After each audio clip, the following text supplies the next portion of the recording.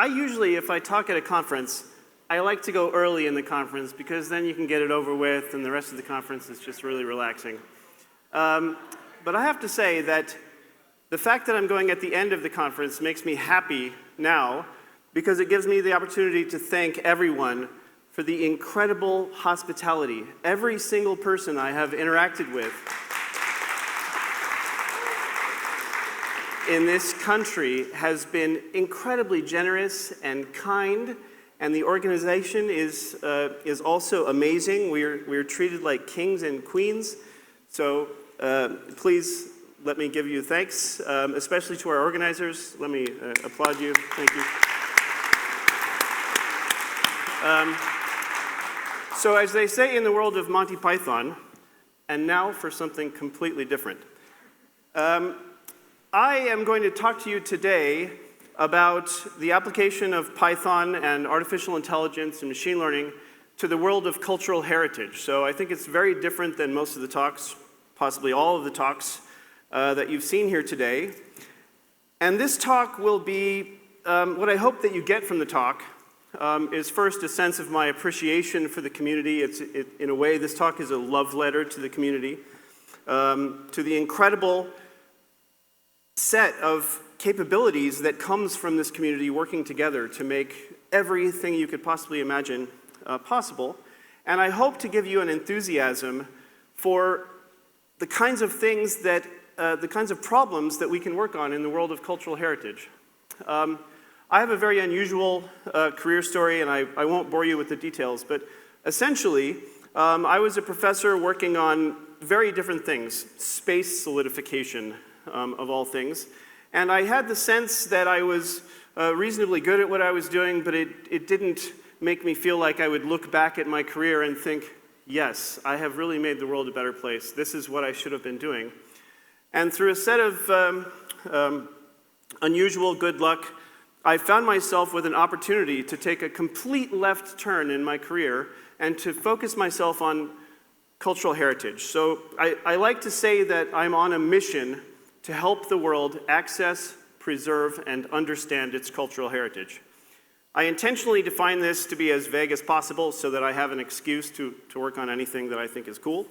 But this helps me to decide, am I going to work on this? Well, does it help the world access, preserve, and understand its cultural heritage? Then the answer is yes.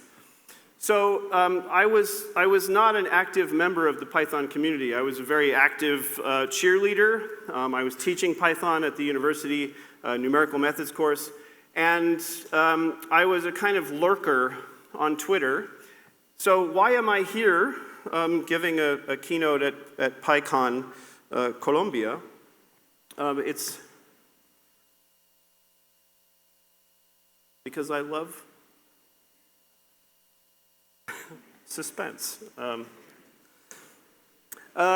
So I was, for 10 years, the senior scientist at the Rijksmuseum, which is the Dutch National Museum of Art and History. And the Rijksmuseum has Rembrandt's most famous and largest painting. It's called The Night Watch. It's 4.5 meters wide, 3.8 meters tall. And I, in a team of one, was busy trying to make the world's largest image of a painting. And because this painting is so popular, people come to the museum just to see the painting. So if you're going to take thousands of photos of this painting, you can't take the painting off display because then the people who come to the museum will be really upset. So instead, we built a glass box around the painting so it hangs where it always hung, so that I could do all of my work of imaging in front of the public. And I was doing that, just working on a Jupyter notebook, as you can see here from this photo. And Łukasz Langa happened to be visiting the Rijksmuseum that day, just pure happenstance, and he took a picture of me through the glass and posted this tweet here. This is heartwarming. The Night Watch is being analyzed currently to determine whether restoration is needed, and so on. And he didn't know who I was. I had never met him. And then it sort of blew up, and my friends started telling me, hey, you're on Twitter, and Guido von Rossum is tweeting that you are doing cool work. So this led to this sort of a watershed moment for me, where all of these people for whom I have great admiration and packages for which I make extreme use, Fernando Perez and so on, started reaching out to me and saying that this was cool, but also asking me how they could help me do my work with Python. And so for me, this was like, that's what I'm talking about. This is a programming community. Because I was not an active member. I mean, yeah, occasionally I would put in a pull request for a little bug or something. But after one day, I had 1,500 followers, and I had never tweeted a single thing. So this then led to me being invited to give a talk at PyCon US, and that brought us here. So because I think that the job of making a 717 gigapixel, yes, not mega, but gigapixel image of the Night Watch is a really nice showcase of the kinds of things that you can do with Python. I'm going to start talking about that, but then I'll move into some other things. I'm not going to show any code except possibly a few cool lines of JAX. So fasten your seatbelts, because this is going to be fast. So here's the Night Watch. It's, as I said, 4.5 meters tall, 3.8 meters wide, 3.8 meters tall, and it weighs 337 kilograms. So it's a big painting. So let's suppose that you want to take a very high-resolution photo of this. Well, you could take a very high-resolution camera, and you could take a single picture, but then one pixel in your picture will not correspond to very fine details on the painting. So I did some calculations and decided that it would be possible, using the technology of the day, to capture a photo with 5 micrometers of resolution. So that means that if I move 1 pixel to the right in my image, I move 5 millionths of a meter. To give you a sense of what 5 microns is, a human red blood cell is 8 micrometers wide. So one of my pixels, the goal here is to make a photo where one of my pixels fits inside a red blood cell. So what do you have to do, and how can Python help if you want to make such an extremely high-resolution image? Well, you have to build a robot that's going to drive a camera around in front of the picture. Here is what that robot looks like. So here's a person for scale, and here's the robot. It's 2 very tall mounts that are mounted to the back wall and not the floor, because we don't want vibrations from people walking to make it bounce. And then there's an 8-meter long rod that goes across, and on the rod is mounted a special orbital axis. So I'll show you some more pictures. So here is that thing. There's a person to scale. Here's what it looks like from behind. So we're going to mount a camera on this thing, and we'll be able to move that left and right, and then we can move the bar up and down, and then the thing on which the camera is mounted will be able to move forward and backward like this, and also rotate, but rotate around the painting, so that if I turn the camera, I don't start looking at another part of the painting. So that's an interesting mechanical engineering task. So here's what that looks like. So I'm going to mount a camera on this, and I'm going to stick a laptop down there. It's going to be doing all kinds of fun Python things.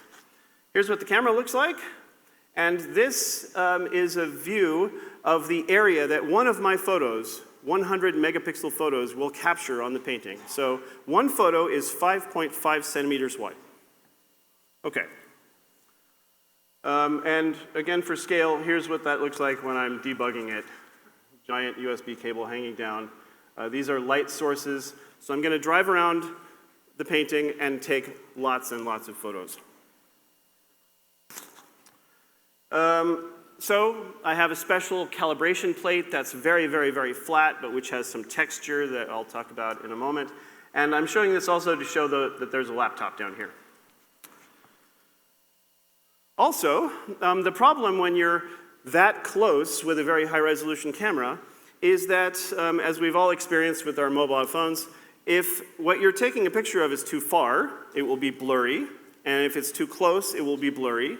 And so you have this little strip in space that's going to be sharp. That's the depth of field. And when you're this close, the depth of field is 125 microns thick. So I have to put the painting in a 125 micron, so 1/8 of a millimeter, thick slice of space, so that when I take a picture, it will be sharp. And I can't have the wrong rotation, because if I do, then I may have that the left side is too close and the right side is too far, and so on. So I have a laser rangefinder here that's brand new technology that has a camera and a laser that rasters, and I can measure the distance very, very precisely to within 10 microns at 15 different points on the painting. So I'm gonna need this as well. So if you're gonna take thousands of photos of a painting, you can't just stitch them together because they don't exactly know how they hang on each other. So you also have to take a photo of the whole painting and then figure out how each of your little tiles fits on that. So that's called the ground truth. And so we took the painting off the wall and we stood down the hall because the Rijksmuseum is kind of built around this painting. And we took a photo as straight as we could, but we can't measure that easily. And so this is now the first application of Python. I have a photo that I've taken possibly a little bit off axis, a little bit too high, a little bit too low, a little bit rotated. And so what I can do is, before I take that photo, I put some stickers where I hand drew little target marks. These are called fiducial marks on the corners. And I'm able to then take a single photo of the painting, like I showed you last time, and which you can see here. And I can mark the exact locations of those 4 points in my image. And then I can also very carefully measure the distance between each of those 4 points. I can measure top, bottom, left, right, and each of the 2 diagonals. So I have 6 measurements. And now I have an optimization problem to do perspective correction on the photo that I've taken so that the distances that I observe in the photo match the ratios of the distances that I have measured in the real world. So as you can see, that involves pandas and SciPy optimize. The next problem that we have is that the painting is not flat. So I don't get to just constantly point the camera in the same direction. The painting has a shape. It's 300 plus kilograms, so it's going to have a belly, just like I do. And so I have to measure the shape of the painting so that when I get there, I can already be in position as much as possible. So you can see here laser rangefinders that are being used to take real-time distance measurements across the painting, a little oscilloscope here.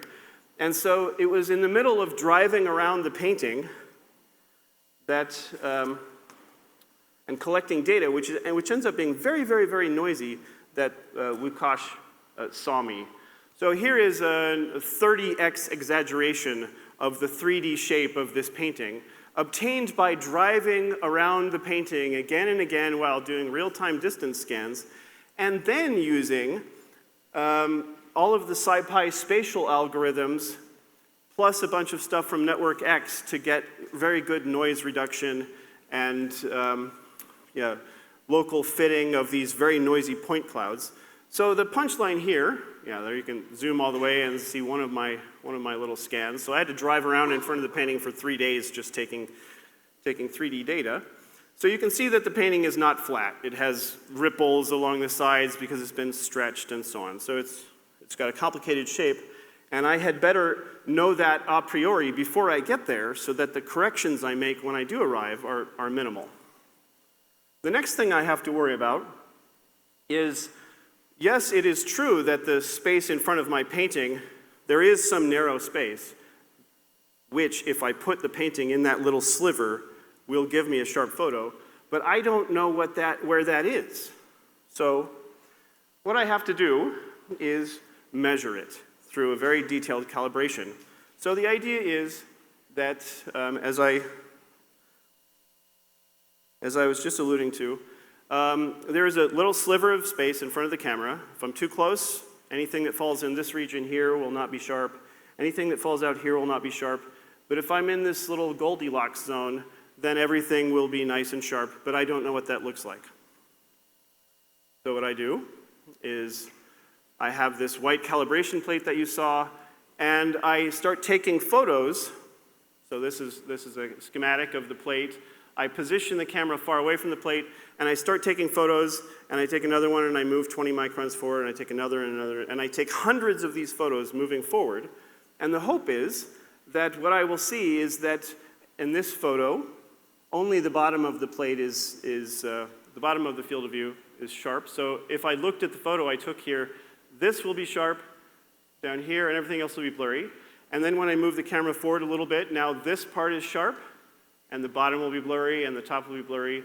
And then when I move forward later, the top will be sharp, and so on. So I can use a convolutional neural network to study the sharpness across every field of every photo I've taken and assemble these into a plot. Again, this is PyTorch to do the convolutional neural networks, matplotlib here, IPyVolume, and so on, so that I can figure out exactly what distance and what angle would let me take a sharp photo of the calibration plate. It's not so exciting, but ultimately, I will arrive at a sweet spot. So when I can take a single sharp photo, so this takes hours because I have to take hundreds of photos as I'm moving closer and closer. Once I can take a sharp photo of this white plate that has a little bit of detail on it but is otherwise boring, then at that moment, I can scan it with my very fancy 3D scanner, laser scanner, and I can measure the distance to each that is seen by each of those sensors. So like this, I can say, all right, I'm taking a sharp photo now, I look up, I measure the distance to the plate, and I'm going to record that. Because the idea is that when I'm driving around in front of the painting, I don't have time to take hundreds of photos at each location. What I'm going to do is drive in front of the painting, take a 3D scan, take this laser scan, and that's going to let me compute how to position the camera. The next thing I have to worry about is that this is for scientific research. I need to capture the color correctly. So we take a color card. This color card has 140 patches, and each patch has a known color.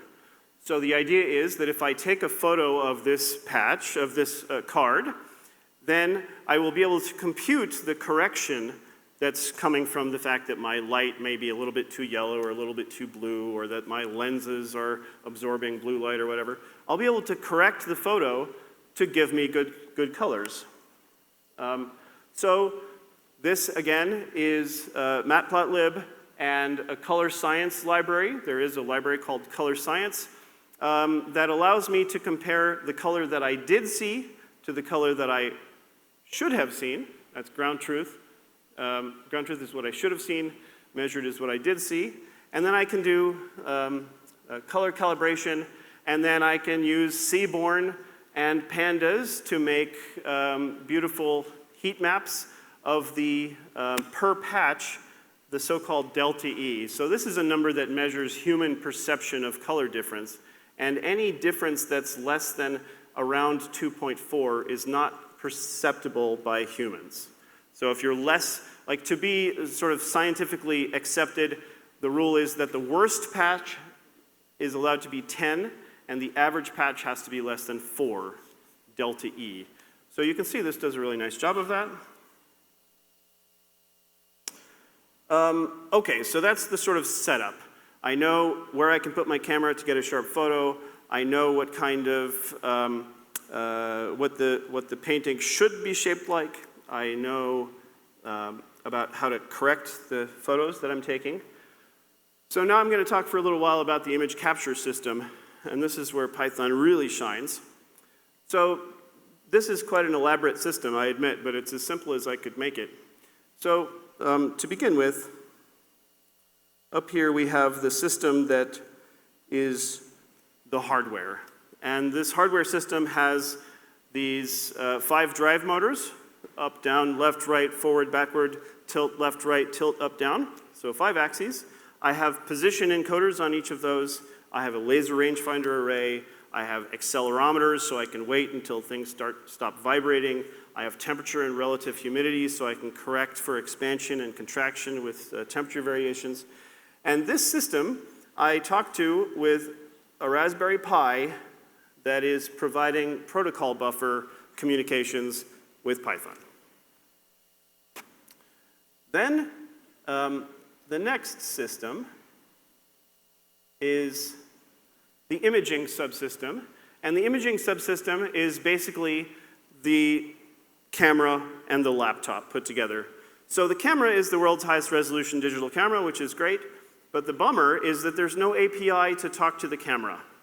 The only way to take a picture with a Hasselblad camera is to use their user interface and to look at the interface and click and so on. So that meant that I had to use computer vision with this very old but still very nice library that allows you to use computer vision to do control. So clicking into dialogues, typing things, and so on.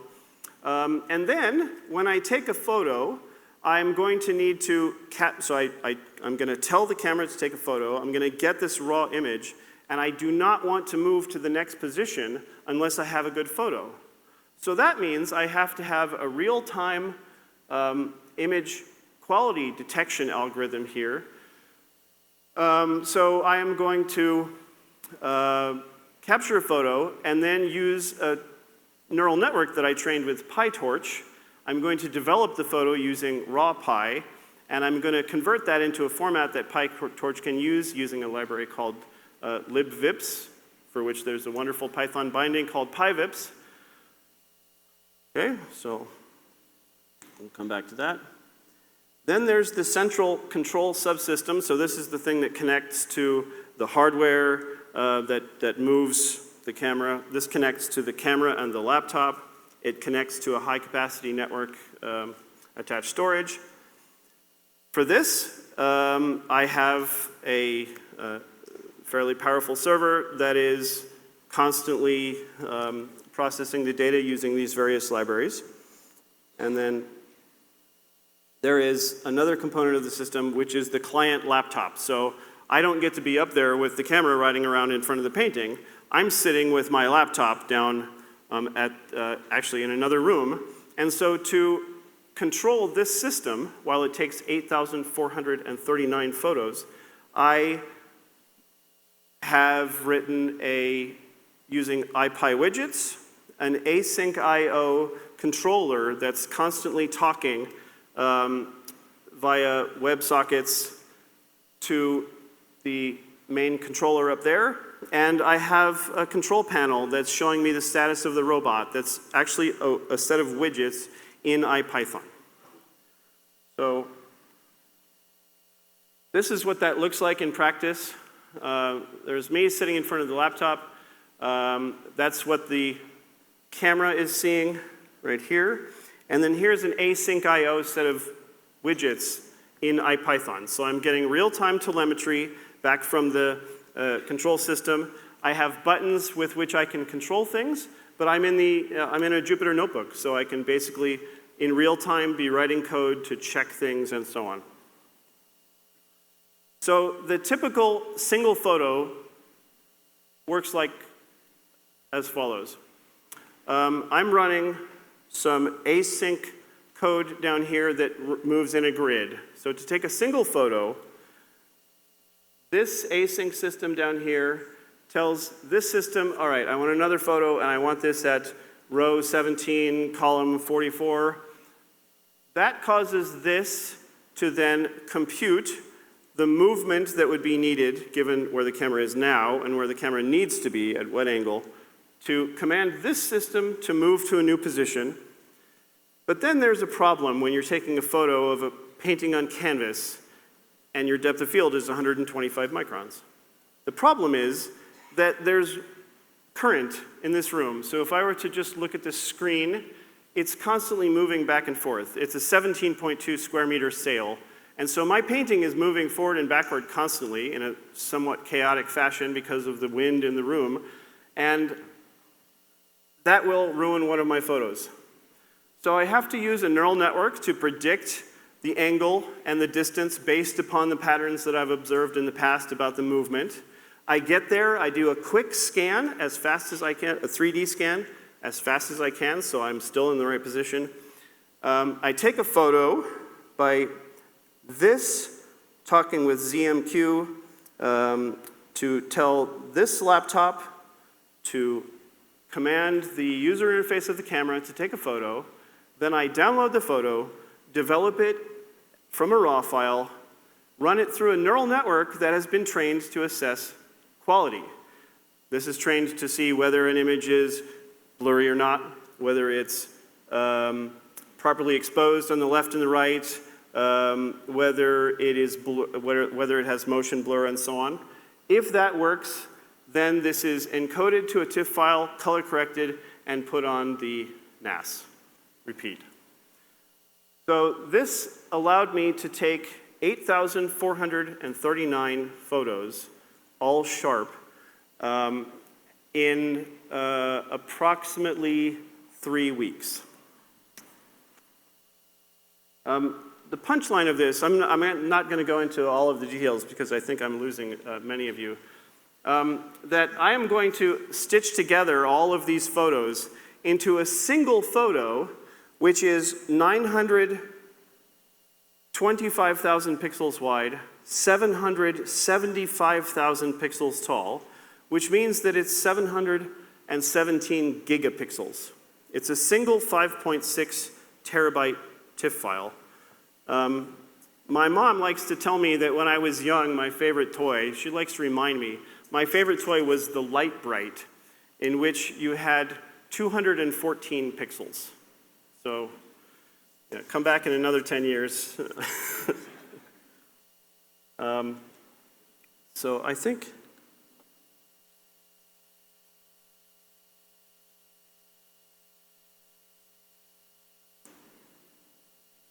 just to show you a little bit more of what goes on.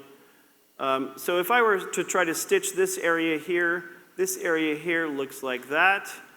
Each one of those is one of my photos. To stitch this together, yeah, so there's a single 100 million pixel photo. To stitch this together, I need to use artificial intelligence to match these across scales with different resolutions and noises. This allows me to figure out exactly how I should hang the very high-resolution image on the overview photo that I took at the beginning, where I stood back and a single photo captured the whole thing. So these are very different resolutions, and I can iterate this. So basically, I'm figuring out exactly how to place this so that its position will be perfect. Then I can correct it using all kinds of projective mathematics, and ultimately, I know how I need to transform the image, but I need to do it, and I need to do it fast because I have 717 billion pixels to deal with. So I had an opportunity to use JAX, which I really recommend. It's a mind-blowing library that's all about transforming functions into other functions. And something that used to take me 2 minutes to do on CPU with a nice JAX code that I showed you before lets me resample an entire image in 44 milliseconds. So again, Python to the rescue. All of these libraries, every single one of those steps would have taken me weeks or months if I didn't have this incredible ecosystem of all of these packages working together. Then I had to stitch it together, which involves solving partial differential equations using the Python algebraic multigrid solver, and in the end, we get a really big image.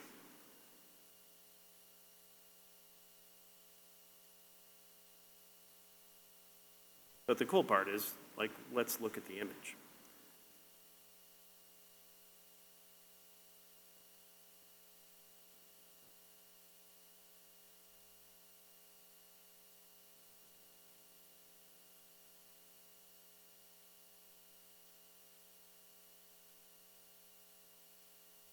So this, again, this image is assembled from 8,439 separate photos.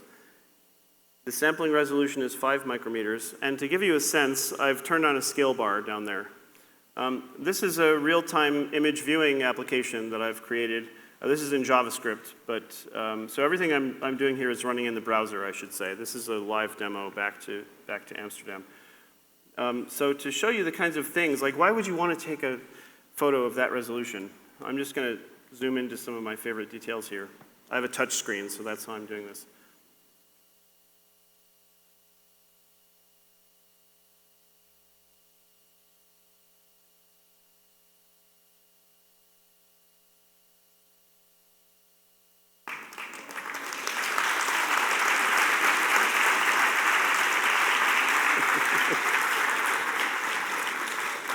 Thank you. So now you can see the scale bar down there. That's 500 micrometers, so that's half a millimeter. So if I measure this feature here, this feature is 1.2 millimeters wide. So what you can see here is something that you could not see with your naked eye because it's too small, but I can see how Rembrandt mixed his paints together. They were not completely mixed on his palette, so when he dabs his brush here a little bit, and there a little bit, and there a little bit, and then he paints with it, that tiny failure to mix enables me to identify those pigments. Each one of these little dots is a pigment particle because the way you make oil paint is you take some solid and some linseed oil and you grind it up for about an hour. And then you paint with it, but it's really just tiny particles. So let me show you some other things here. I've spent more hours playing with this than I should admit, but so this is a smalt particle. This is a blue cobalt glass that's ground up to make a blue pigment. I can tell that it's a smalt particle because of its color first, of course, but because it has this fracture pattern that's like smalt.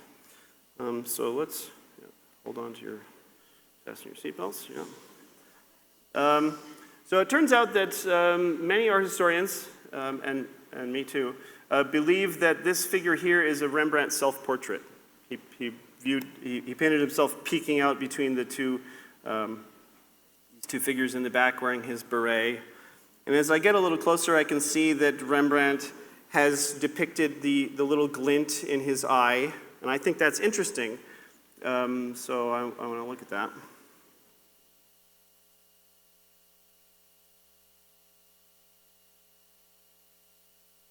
So now I can see that the little glint in the eye is actually 3 tiny brushes of touches of the brush. And this is something I'm really fascinated in studying. It's what my friend calls the mystery of mastery. How does Rembrandt know that he can just put these 3 little marks, and then when I zoom out like this, it's going to look like the shiny eyeball? Another interesting thing, so that's helping me to understand how the painting was painted. Another interesting thing is to see how it's been restored over the ages. So there are only 2, if you believe this, that this is a girl, 1 or 2 women in the painting. This is the sort of mascot of this militia company.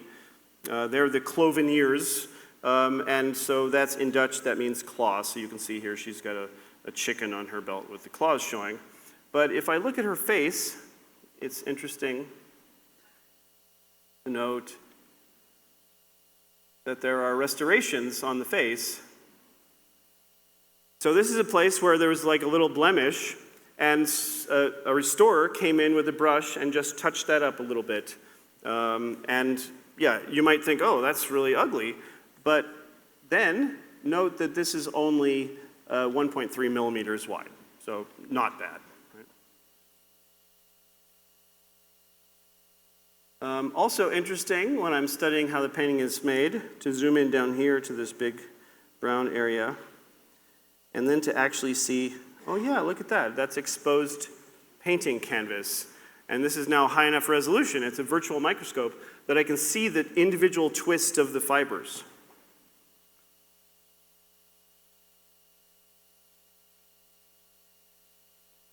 I can also see, for example, that in the mustache of this guy here, oh yeah, look at that. There's exposed fiber and exposed fiber and exposed fiber. So I can see actually that there's so much abrasion here on his mustache that the canvas is showing through. Okay, so that's interesting to me.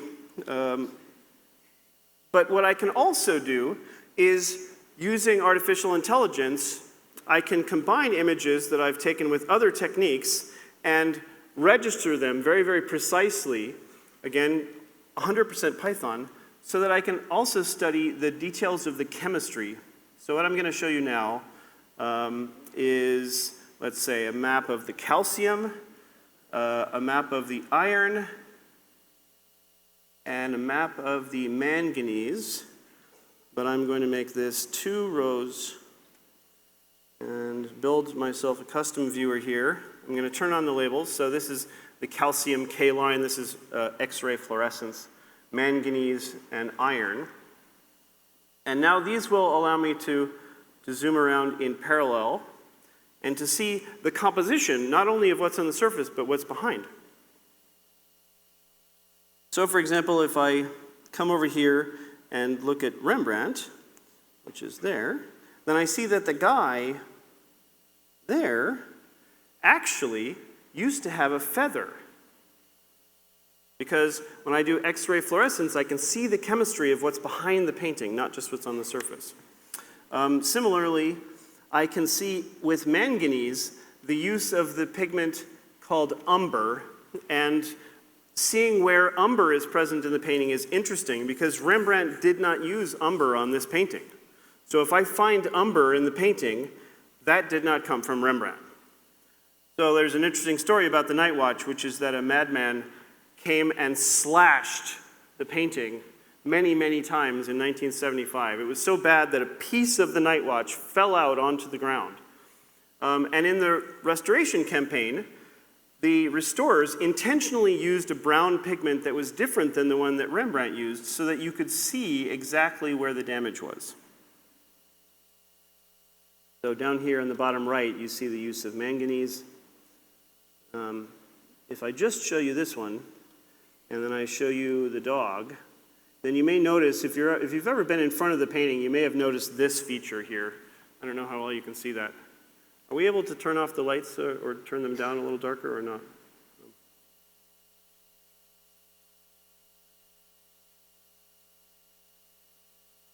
No? ¿Podemos apagar un momento las luces, por favor?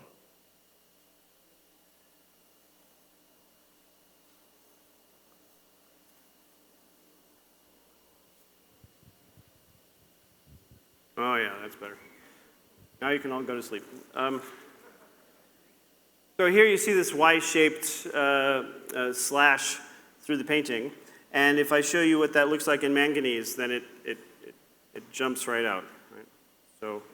So here, for example, in all of these different elements, I can see the chemical evidence of the initial damage and the repair that's been done.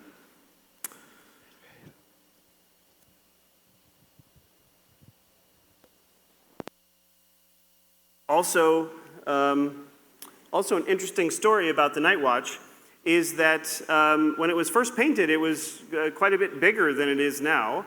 And then at some point, every one of these militia company members that was featured in the Night Watch had passed away, and they moved the painting to a different location in Amsterdam.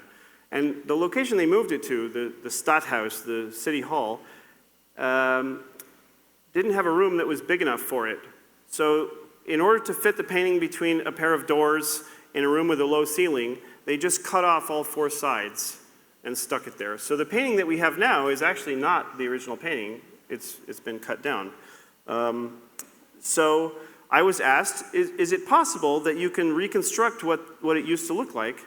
And the good news is that the main figure here, the figure in black, liked the painting so much when it was first painted that he had a small copy from a different artist commissioned. And we have that copy. So I have an 80 centimeter wide copy made of the painting before it was cut down. So the New York Times wrote a nice article about this.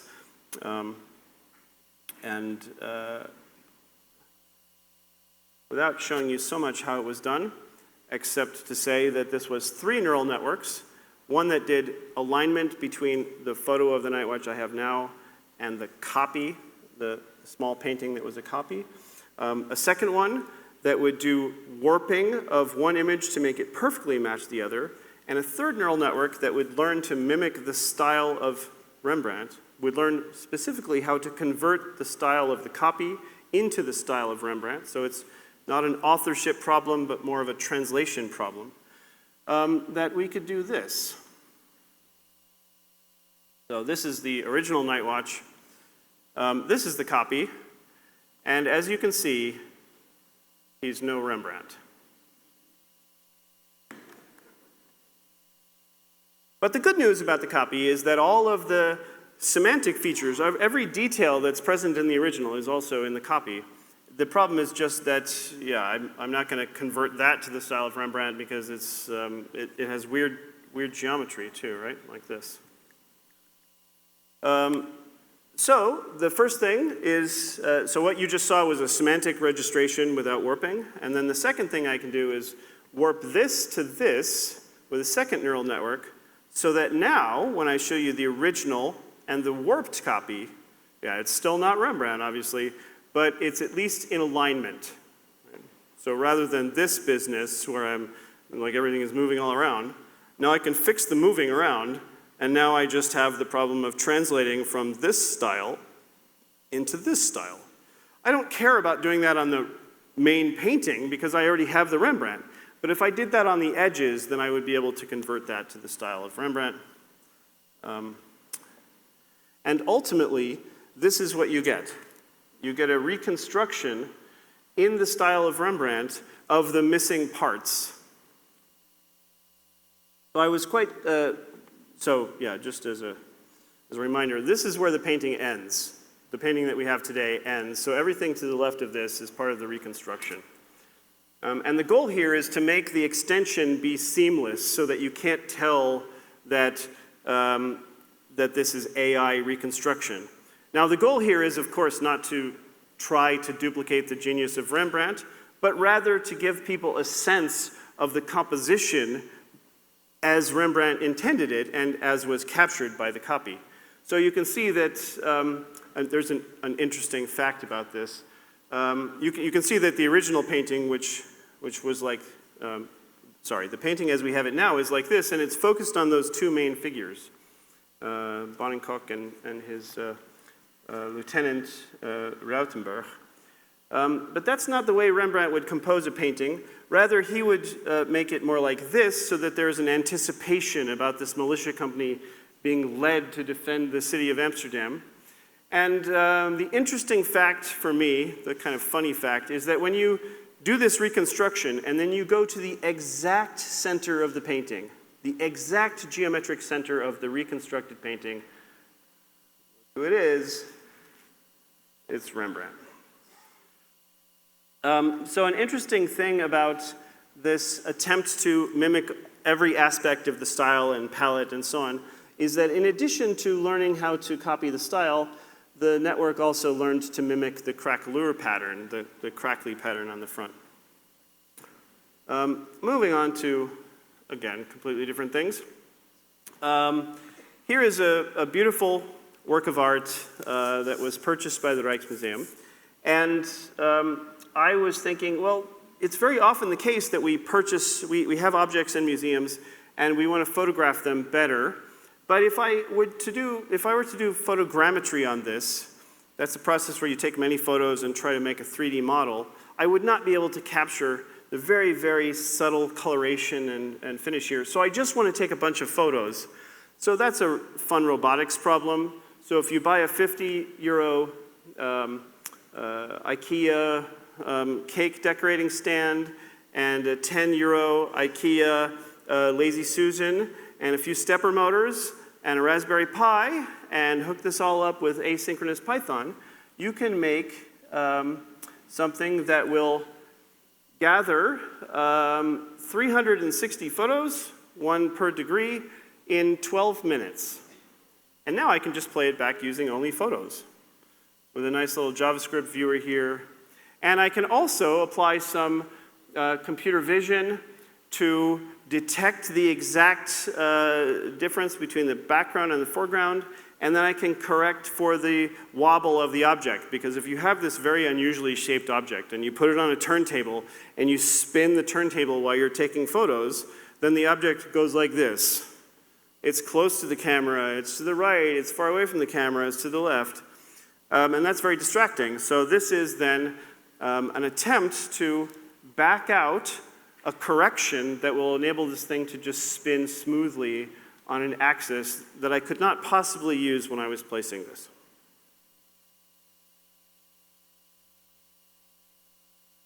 Sometimes you want this to play back very slowly. So this is another interesting machine learning problem, and that is, can I fill in the photos that I didn't take? What if I took 1,500 photos? Well, that would take longer, but that would be much more smooth. So this is the output of a neural network, PyTorch with a UNet, that has been trained to fill in the photos that I did not take. In other words, if I take a photo at 0 degrees and 1 and 2 and 3 and 4, I could train a neural network by taking out the even-numbered photos. Thank you.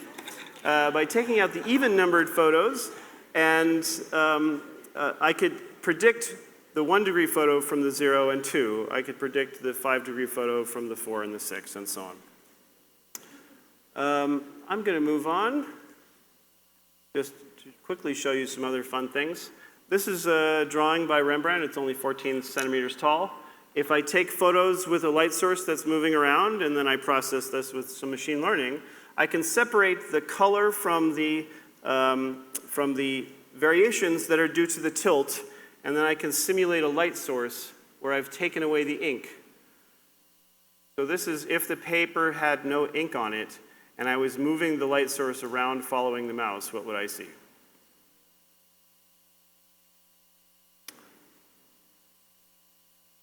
Watermarks. Maybe if you've ever used fancy stationery, you've noticed that if you hold your paper up to the light, light will show through, and you'll be able to see that the paper is a little thinner in some places. That's because there's a wire that's placed in the mold, and that makes the paper thinner there. But the problem is, if you're in a museum and you would like to identify the watermark, it's in a museum, so it's got ink on the front and the back, or it's in an archive. So I used Python to train a neural network to remove ink from the front and the back of transmitted light photos.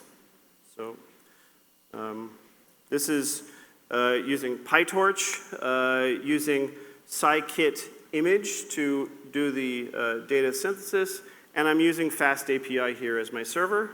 So the idea is that the user can drag this into the interface. It simulates what it would look like if the ink on the front and the back, which is an interesting problem because it's blurry, were removed, so that now I can see the watermark.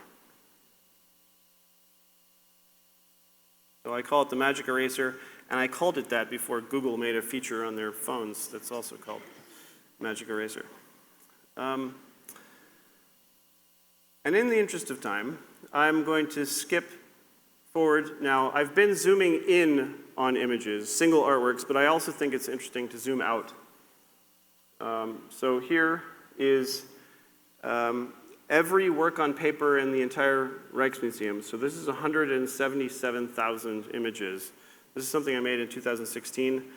This uses embeddings from a neural network together with an algorithm that I wrote to turn the kind of T-SNE plots that we saw earlier into something that's like a rectangle. So this is every work of art at full resolution on paper in the Rijksmuseum.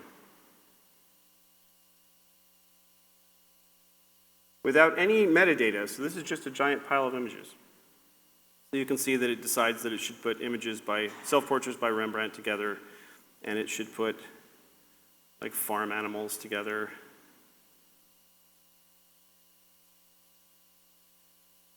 And nature scenes together, and so on.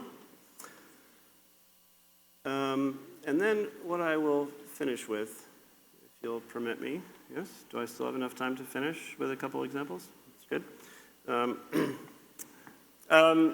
So now, on the theme of huge collections of images, I collected 2.5 million open access images from across the open heritage collections online. So the Metropolitan Museum of Art, the Rijksmuseum, the British Library, and so on. And I built a search engine using the clip embeddings, again, PyTorch, and fast API that lets me search images without metadata. So for example, a woman wearing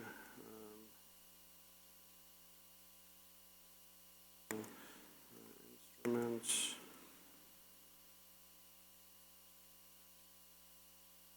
So I just type a description of what I'm looking for.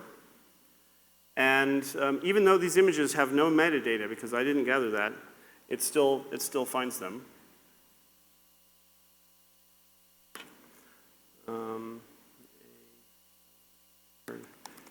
Painting of Paris. Blanchard is a painter who painted a lot of scenes of Paris. Blanchard painted Paris. So you've probably seen this kind of stuff before. It's just a text search into a collection. Looks like my internet is failing me at the moment. But an interesting thing that you can do is mixed mode queries. So for example, if I have, if I think, okay, this is an interesting image, I'm gonna search for things that mimic that image. But you know what? I would like to move in the snow direction. So I want images that are like this, but which maybe have some snow in them. Then I can mix my modes of query here. So I start with an image and I say, yeah, more snow, and it gives me this. And then the last thing I will show is, I don't know about you, but I've had the experience that when I'm doing a Google image search, the AI search is cool, but it's very sensitive to how I'm framing the image. So I thought if I could engineer things so that this would be sufficiently efficient that I could do it in real time, that would be really cool. So I did that, and I can now search 4 times per second on this same collection of 2.5 million images. I call the application Serendipity, and I hope. Yeah. So what you're seeing here is the bottom right image is what my camera is seeing, and then this is a real-time search into 2.5 million images of what my camera sees. So if I hold it up to my hand, I'm going to get hands. If I put my hand in front of my face,